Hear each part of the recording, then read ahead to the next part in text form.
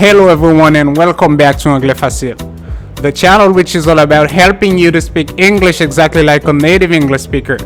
Today, we're gonna be talking about the past perfect. But before we start, if this is your first time here, don't forget to subscribe and turn on notifications so that you can be notified every time we upload new videos. Let's get started. Hey, bienvenue sur channel pour la qui c'est Anglais Facile. Channel qui aide à parler anglais exactement tant qu'un natif américain.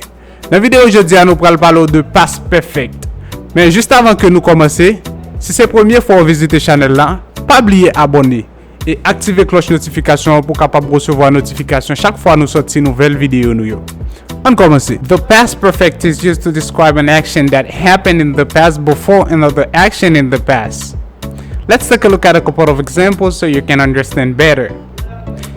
I had called my friend before I left my house. When they arrived at the party, she had already left. I use past perfect because the action of leaving happened before they arrived at the party. Past perfect to action happened, but I use past perfect to talk about the one that happened first. Dans la vidéo aujourd'hui, nous allons parler de past perfect. Past perfect, c'est temps ça que nous relève plus que parfait en français. C'est un temps verbal que nous utilisons pour nous parler de une action qui passée, une action qui produit avant une autre action dans le passé. C'est ce qu'on appelle l'antériorité en français. Une action qui est antérieure par rapport à une autre action dans le passé. On nous regarde quelques exemples ensemble pour capable comprendre plus bien. I had called my friend before I left my house. Moi t'ai les amis avant moi t'ai quitté la caille moi. C'est deux actions qui passaient, deux actions qui produisent dans le passé et que moi utilisé plus que parfait pour indiquer qui est dans deux actions qui faites avant. When they arrived at the party, she had already left. Là où t'es arrivé dans fête là, il était allé.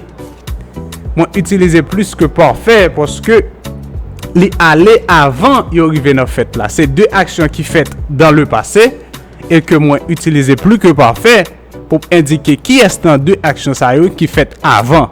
Now, let's look at how to form the past perfect. To form the past perfect, the structure is simple.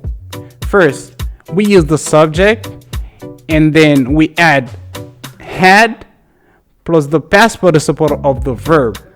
I had called my friend before I left my house. First, I use the subject, which is I, plus had, plus past participle of the verb call, which is called. When they arrived at the party, she had already left. I use the subject, which is she, plus had, plus the past participle of the verb leave, which is left. I hope you understand that. Maintenant, nous parlons de comment capable former past perfect ou bien plus que parfait. Pour former past perfect, structure est très simple. On va juste utiliser sujet à d'abord, plus on va ajouter had, plus participe passé verbe là. Par exemple, les mots dit I had called my friend before I left my house. Moi te les amis avant moi te quitter la caille. Moi d'abord moi utiliser sujet à qui c'est I et ensuite moi ajouter had et puis moi ajouter participe passé verbe là qui c'est called qui ba ou called. J'espère comprendre comment capable former